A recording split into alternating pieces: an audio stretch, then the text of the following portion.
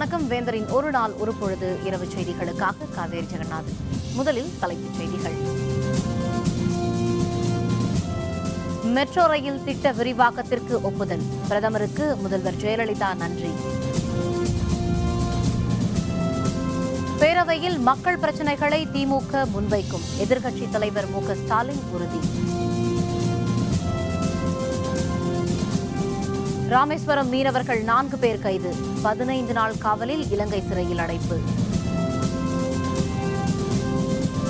காங்கிரஸ் அமைச்சரவை நாளை பதவியேற்பு. புதுச்சேரியில் விழா ஏற்பாடுகள் தீவிரம். சென்னை மெட்ரோ ரயில் விரிவாக்க திட்டத்திற்கு மத்திய அமைச்சரவை ஒப்புதல் அளித்ததற்காக பிரதமர் நரேந்திர மோடிக்கு முதல்வர் ஜெயலலிதா நன்றி தெரிவித்துள்ளார். இதுபற்றி கடிதம் ஒன்றை அவர் பிரதமருக்கு எழுதியுள்ளார். பொது போக்குவரத்தை மேம்படுத்த தமிழக அரசு மிகுந்த ஆர்வம் கொண்டிருப்பதாக குறிப்பிட்டுள்ள முதல்வர் ஜெயலலிதா, சென்னை வண்ணாரப்பேட்டையில் இருந்து விம்கோ நகர் வரை 9.51 கிலோமீட்டர் தொலைவிற்கு 3770 கோடி ரூபாய் மதிப்பீட்டில் சென்னை மெட்ரோ ரயில் பணிகளை விரைவுபடுத்த ஏற்கனவே அனுமதி கோரியிருந்ததை நினைவு கூர்ந்துள்ளார். தமிழக அரசின் கோரிக்கையை ஏற்று மத்திய அமைச்சரவை ஒப்புதல் அளித்திருப்பதற்கு முதல்வர் ஜெயலலிதா நன்றி தெரிவித்துள்ளார். மேலும் தமிழக அரசின் கோரிக்கையை ஏற்று உணவு தானியங்களை சிறப்பு ஒதுக்கீடாக வழங்கியதற்கும் பிரதமர் மோடிக்கு முதல்வர் ஜெயலலிதா நன்றி கூறியுள்ளார். தமிழக சட்டப்பேரவையில் மக்கள் பிரச்சினைகளை திமுக முன்வைக்கும் என கட்சியின் பொருளாளரும் எதிர்க்கட்சித் தலைவருமான மு க ஸ்டாலின் தெரிவித்துள்ளார். சென்னை விமான நிலையத்தில் செய்தியாளர்களுடன் பேசிய அவர், பேரவையில் பொறுப்புள்ள எதிர்க்கட்சியாக திமுக செயல்படும் என்று தெரிவித்தார். கரூரில் பிடிபட்ட 570 கோடி ரூபாய் தொடர்பான விவகாரத்தில் சிபிஐ விசாரணைக்கு தமிழக பாரதிய ஜனதா கட்சித் தலைவர் தமிழிசை வலியுறுத்த வேண்டும் என்றும் ஸ்டாலின் கேட்டுக் கொண்டார். என்னென்ன பிரச்சனை எழுப்ப வேண்டியமோ அந்த பிரச்சனைலாம் முக்கியத்துவம் கொடுத்து சட்டமன்றத்தில் திராவிட முன்னேற்ற கழகத்தின் சார்பில் எங்களுடைய குரல் நிச்சயமாக ஒலிக்கும். முன்னதாக காயிதே மில்லத் பிறந்த நாளை ஒட்டி அவருடைய நினைவிடத்தில் மரியாதை செலுத்திய மு க ஸ்டாலின் செய்தியாளர்களுடன் பேசினார். தமிழர்களுக்கு குரல் கொடுத்தவர் காயிதே மில்லத் என அப்போது அவர் தெரிவித்தார். கச்சத்தீவை மீட்க முதல்வர் ஜெயலலிதா நடவடிக்கை எடுப்பார் என நம்புவதாகவும் ஸ்டாலின் குறிப்பிட்டார். முதலமைச்சர் ஜெயலலிதா அவர்கள் கச்சத்தீவை மீட்போம் என்று பலமுறை உறுதிமொழி தந்திருக்கிறார்கள். தேர்தல் அறிக்கையிலும் குறிப்பிட்டு காட்டியிருக்கிறார்கள். எனவே நிச்சயமாக அவர் இந்த முறை அந்த பணியை நிறைவேற்றி தருவார் என்று நாங்கள் நம்புகிறோம். முன்னதாக சென்னை திருவல்லிக்கேணி பெரிய பள்ளிவாசலில் உள்ள காயிதே மில்லத் நினைவிடத்தில் தமிழக அரசு சார்பில் அமைச்சர்கள் ஓ பன்னீர்செல்வம், ராஜேந்திர பாலாஜி, விஜயபாஸ்கர், அதிமுக அவைத்தலைவர் மதுசூதனன் உள்ளிட்டோர் மலர் தூவி மரியாதை செலுத்தினர். இலங்கை கடற்படையினர் கைது செய்யப்பட்ட ராமேஸ்வரம் மீனவர்கள் 4 பேரும் யாழ்ப்பாணம் சிறையில் அடைக்கப்பட்டனர். ராமேஸ்வரம் மீனவர்கள் நடுக்கடலில் நெடுந்தீவு அருகே மீன்பிடித்துக் கொண்டிருந்தனர். அப்போது அங்கு வந்த இலங்கை கடற்படையினர் 4 பேரை கைது செய்ததுடன் படகையும் பறிமுதல் செய்துள்ளனர். எல்லை தாண்டி மீன்பிடித்ததாக கூறி அவர்களை காங்கேசன் துறைமுகத்திற்கு அழைத்துச் சென்று விசாரணை நடத்தினர். பின்னர் நீதிமன்றத்தில் ஆஜர்படுத்திய அவர்களை வரும் 16ஆம் தேதி வரை நீதிமன்ற காவலில் வைக்க நீதிபதி உத்தரவிட்டார். இதனையடுத்து 4 மீனவர்களும் யாழ்ப்பாணம் சிறையில் அடைக்கப்பட்டனர்.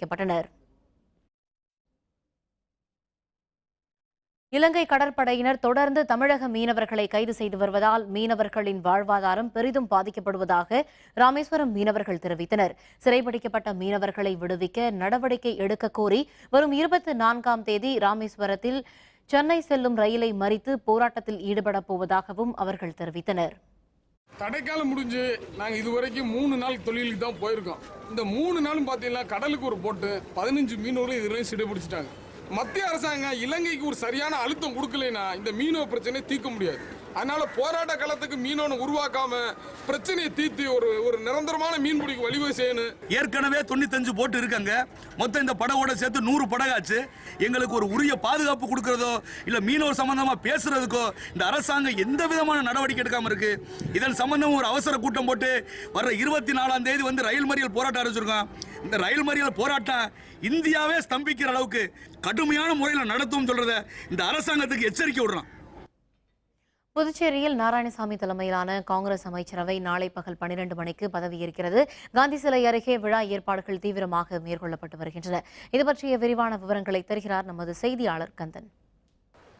புதுச்சேரியில் நடந்து முடிந்த சட்டமன்ற தேர்தலில் பெரும்பான்மை பெற்ற காங்கிரஸ் கட்சி சார்பில் முதல்வர் மற்றும் அமைச்சர்கள் பதவியேற்பு விழா நாளை பிற்பகல் 12:10 அளவில் புதுச்சேரி கடற்கரை சாலையில் உள்ள காந்தி திடலில் நடைபெறவுள்ளது. அதாவது புதுச்சேரி காங்கிரஸ் கட்சி சார்பில் முதல்வராக தேர்வு செய்யப்பட்டுள்ள நாராயணசாமி தலைமையில் அமைச்சராக தேர்வு செய்யப்பட்டுள்ள புதுச்சேரி மாநில காங்கிரஸ் கட்சி தலைவர் நமச்சிவாயம், கந்தசாமி, ஷாஜகான், மல்லாடி கிருஷ்ணராவ் மற்றும் கமலக்கண்ணன் ஆகிய 5 பேர் நாளை அமைச்சர்களாக பதவியேற்க உள்ளாங்க.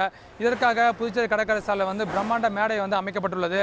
இது மட்டும் இல்லாமல் நாளை நடைபெறவுள்ள இந்த பதவியேற்பு விழாவில் புதுவை துணையாளர் கிரண்பேடி கலந்து கொண்டு இந்த முதல்வர் மற்றும் அமைச்சர்களுக்கு பதவி பிரமாணம் செய்து வச்சுக்க உள்ளாங்க. இது மட்டும் இல்லாமல் நாளை நடைபெறவுள்ள இந்த பதவியேற்பு விழாவில் திமுக பொருளாளர் மு.க. ஸ்டாலின் கலந்து கொள்வது மட்டும் இல்லாமல் காங்கிரஸ் கட்சி சார்பில் மேலிட பார்வையாளர் முகுல் வாசனிக் மற்றும் குலாம் நவாஸ் ஆகியோரும் இங்கே பங்கேற்க உள்ளாங்க.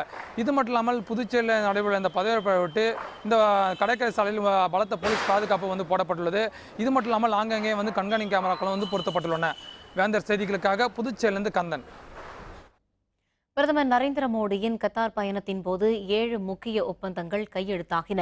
ஆப்கானிஸ்தான், கத்தார், அமெரிக்கா உள்ளிட்ட நாடுகளுக்கு 5 நாள் பயணம் மேற்கொண்டுள்ள பிரதமர் மோடி நேற்று ஆப்கானிஸ்தான் சென்றார். ஆப்கான் பயணத்தை முடித்துக்கொண்டு 2 நாள் பயணமாக நேற்றே கத்தார் நாட்டிற்கு மோடி புறப்பட்டார்.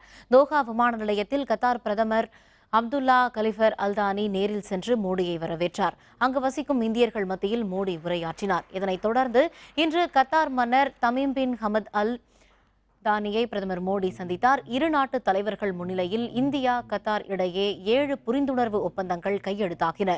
விசா, திறன் மேம்பாட்டு பயிற்சி, சுகாதாரம் உள்ளிட்ட துறைகளில் இரு நாடுகளுக்கும் இடையே ஒப்பந்தங்கள் கையெழுத்தானது.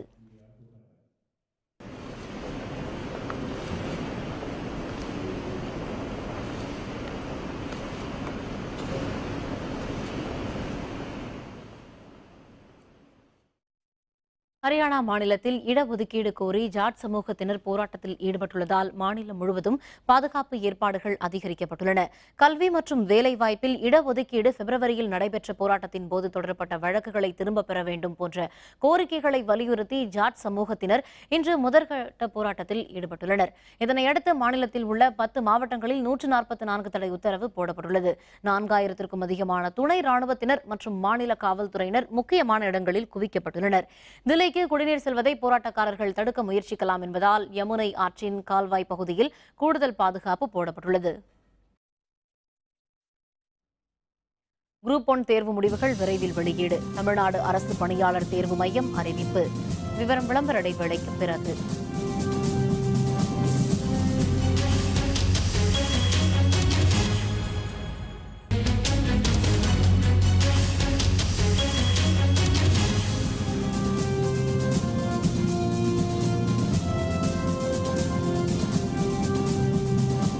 செய்திகள் தொடர்கின்றன. குரூப் 1 தேர்வு முடிவுகள் விரைவில் வெளியாகும் என்று தமிழ்நாடு அரசு பணிகள் தேர்வாணைய தலைவர் அருள்மொழி தெரிவித்துள்ளார். தமிழ்நாடு வட்டார சுகாதார புள்ளியியல் துறையில் காலியாக உள்ள 172 பணியிடங்களுக்கான எழுத்துத் தேர்வுகள் இன்று நடைபெற்றன. தமிழகம் முழுவதும் சுமார் 11,765 பேர் இந்த தேர்வுகளை எழுதினர். கோவையில் நடைபெற்ற தேர்வை ஆய்வு செய்த தமிழ்நாடு அரசு பணிகள் தேர்வாணைய தலைவர் அருள்மொழி பின்னர் செய்தியாளர்களுடன் பேசினார். சென்னையில் ஏற்பட்ட வெள்ள பாதிப்புகளின் காரணமாகவே குரூப் 1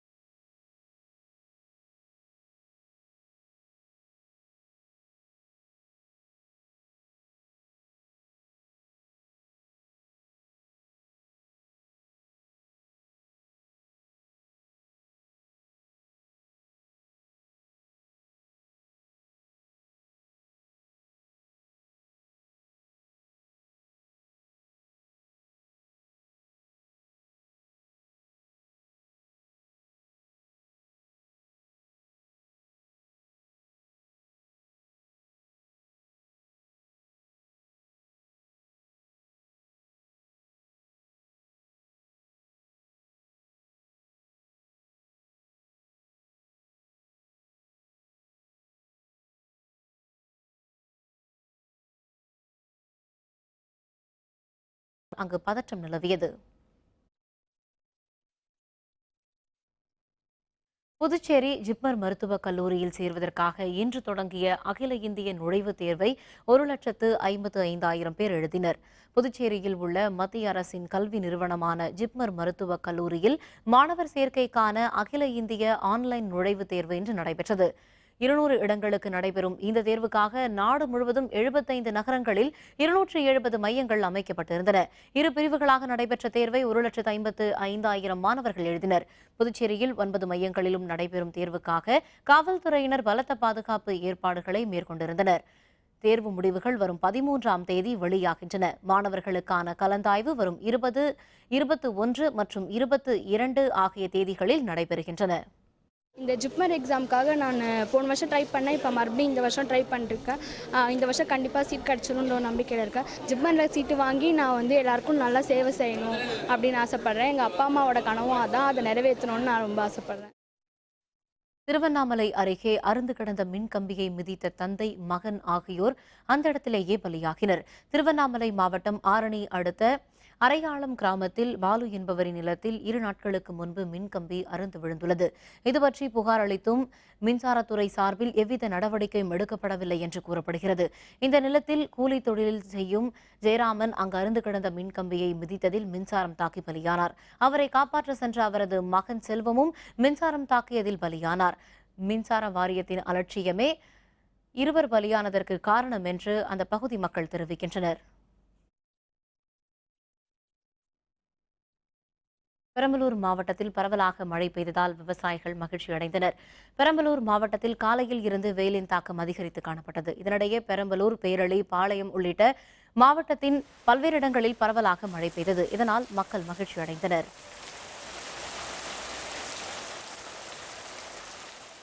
சில நாட்களாக வெயில் வாட்டி வந்த நிலையில் தஞ்சை, திருவையாறு, ஒரத்தநாடு, பட்டுக்கோட்டை ஆகிய பகுதிகளில் சுமார் 1 மணி நேரம் மழை பெய்தது. தொடர்ந்து விட்டு மழை பெய்ததால் மக்கள், விவசாயிகள் என அனைத்து தரப்பினரும் மகிழ்ச்சி அடைந்தனர். நாகப்பட்டினம் மாவட்டம் மயிலாடுதுறை, தரகம்பாடி, பூம்புகார், வேதாரண்யம் ஆகிய இடங்களில் இன்று குளிர்ந்த காற்றுடன் பலத்த மழை பெய்தது. அக்னி நட்சத்திரத்தின் தாக்கத்திற்கு பிறகு பெய்த மழை காரணமாக மக்கள் மற்றும் விவசாயிகளிடையே மகிழ்ச்சி ஏற்பட்டது.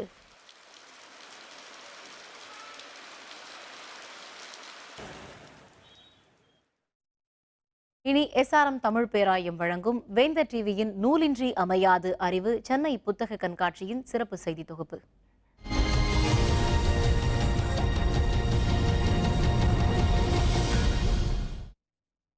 சென்னை புத்தக கண்காட்சியில் இன்று விடுமுறை நாள் என்பதால் வழக்கத்தை விட அதிக அளவு வாசகர்கள் குவிந்தனர். 39வது சென்னை புத்தக கண்காட்சி தீவுத்திடலில் கடந்த 1ஆம் தேதி தொடங்கி நடைபெற்று வருகிறது. 5வது நாளான இன்று விடுமுறை நாள் என்பதால் வழக்கத்தை விட அதிக அளவு வாசகர்கள் புத்தக காட்சியை சுற்றி பார்த்து தங்களுக்கு விருப்பமான புத்தகங்களை வாங்கி சென்றனர். காலை 11 மணி அளவில் குறைவாக இருந்த வாசகர்கள் கூட்டம் மாலையில் அதிக அளவில் காணப்பட்டது. பள்ளி, கல்லூரிகள் விடுமுறை என்பதால் பலரும் குடும்பத்துடன் புத்தக கண்காட்சியில் பங்கேற்றுள்ளதால் குழந்தைகளுக்கான போட்டிகளும் ஏற்பாடுகளும் மேற்கொள்ளப்பட்டிருந்தன. புதிய வெளியீடுகளாக 32 டைட்டில் கொண்டு வந்திருக்கோம். அதில் ஈமாவாசியோடது மொழிபெயர்ப்பு மலையாளத்திலேருந்து கொண்டு வந்திருக்கோம். சிறுவர்களுக்கான நூல்கள். ஒரு இரன்போடது இலக்கியத்தில் மேலாண்மை, அது கொஞ்சம் நல்ல ஒரு மேனேஜ்மெண்ட் சம்மந்தமாக நல்ல புத்தகம். அது நல்லா சேல்ஸ் ஆகிட்டு இருக்கு. அப்புறம் ரீப்ரிண்ட் புக்கில் பொறுத்தவரையிலையும் பார்த்தீங்கன்னா இறையன்புது, அப்துல் கலாம், ஒரு சிறுவருக்கான நூல்கள், இந்த மாதிரி நூல்கள் நல்லா விற்பனை. தற்பொழுது எழுத்தாளர்களுக்கு முக்கியத்துவம் அளிப்பதில்லை என்றும் புத்தக விற்பனையில்தான் அதிக கவனம் செலுத்தப்படுவதாகவும் எழுத்தாளர் ச. கந்தசாமி தெரிவித்தார். தமிழகத்தில் அது பதிப்பாளர்களுடைய திருவிழாவாக நடைபெறுகிறது. இங்கு முதல் எழுத்தாளருடைய புத்தகங்கள் தான் விற்பனைக்கு வைக்கப்படுகிறது என்றாலும் இதனுடைய முதல் நோக்கம் விற்பனை தான். எழுத்தாளர் எழுதிய புத்தகங்களை விற்பது என்பதை இந்த புத்தக கண்காட்சி தமிழ்நாட்டிலேயே அதிகமாக தமிழகத்தின் தலைநகரில் இந்த புத்தகங்கள் விற்கிறது. தமிழ் மாணவர்கள் சார்ந்த இந்த கவிதை மேலே ஒரு ஈர்ப்பு இருக்குது. ஆனால் பொது பரப்பில் கவிதை மீதான ஈர்ப்பு கொஞ்சம் குறைவாக தான் இருக்குது. இந்த கவிதை தளத்தில் வாசகர்கள் உள் நுழைய முடியுதுன்னா இப்போ இந்த முகநூலில் இன்ஸ்டன்ட் கவிதை மாதிரி நிறைய இப்போ இந்த தீவிர கவிதைகள் இதை கொஞ்சம் வாசிப்பு தளத்தை குறைச்சிருக்கு தான் நான் நினைக்கிறேன். நான்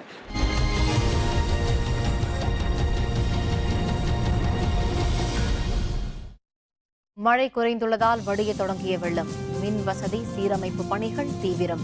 விவரம் விளம்பர இடைவேளைக்கு பிறகு.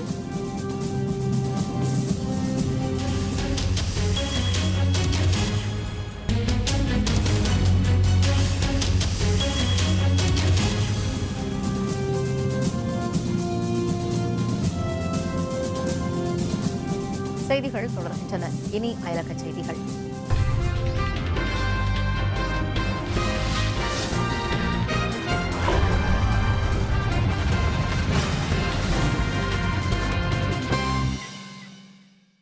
பிரான்சில் மழை அளவு குறைந்துள்ளதால் மீட்புப் பணிகள் தீவிரமடைந்துள்ளன. இயல்பு வாழ்க்கை திரும்பி வருவதால் மக்கள் நிம்மதியடைந்துள்ளனர். பிரான்ஸ் நாட்டில் பெய்த கனமழை காரணமாக 100 ஆண்டுகளில் இல்லாத வெள்ளம் ஏற்பட்டது. வீடுகள் மற்றும் அலுவலகங்களை வெள்ள நீர் சூழ்ந்து கொண்டதால் அங்கு வசிக்கும் மக்கள் பாதுகாப்பான இடங்களுக்கு அப்புறப்படுத்தப்பட்டனர். விமான சேவையும் ரயில் சேவையும் பெருமளவு பாதிக்கப்பட்டது. முக்கிய ஆறுகளில் வெள்ளம் கரைபுரண்டு ஓடியது. மழையின் அளவு குறைய தொடங்கியதை அடுத்து மீட்புப் பணிகள் தீவிரப்படுத்தப்பட்டுள்ளன. வெள்ள நீரை வெளியேற்ற மாகாண நிர்வாகங்கள் நடவடிக்கை மேற்கொண்டு வருகின்றன. விரைவில் மின்சார விநியோகம் சீர் செய்யப்படும் என்றும் தெரிவிக்கப்பட்டுள்ளது.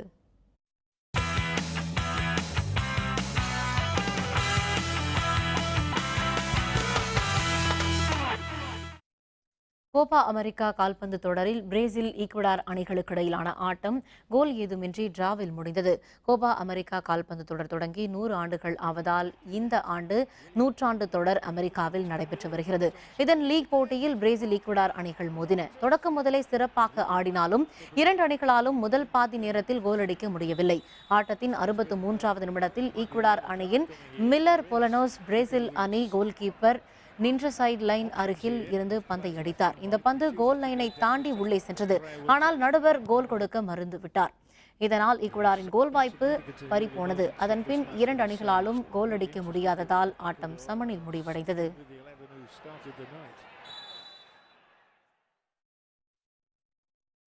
மீண்டும் தலைப்புச் செய்திகள். மெட்ரோ ரயில் திட்டத்திற்கு ஒப்புதல். பிரதமருக்கு முதல்வர் ஜெயலலிதா நன்றி. பேரவையில் மக்கள் பிரச்சினைகளை திமுக முன்வைக்கும். எதிர்க்கட்சித் தலைவர் மு.க. ஸ்டாலின் உறுதி. ராமேஸ்வரம் மீனவர்கள் 4 பேர் கைது. இலங்கை சிறையில் அடைப்பு. காங்கிரஸ் அமைச்சரவை நாளை பதவியேற்பு. புதுச்சேரியில் விழா ஏற்பாடுகள் தீவிரம். இத்துடன் வேந்தரின் ஒரு நாள் ஒரு பொழுது இரவு செய்திகள் நிறைவடைந்தன. மீண்டும் இரவு 10 மணிக்கு கண்ணுறங்கும் வேளை இரவு செய்திகளில் சந்திப்போம். வணக்கம்.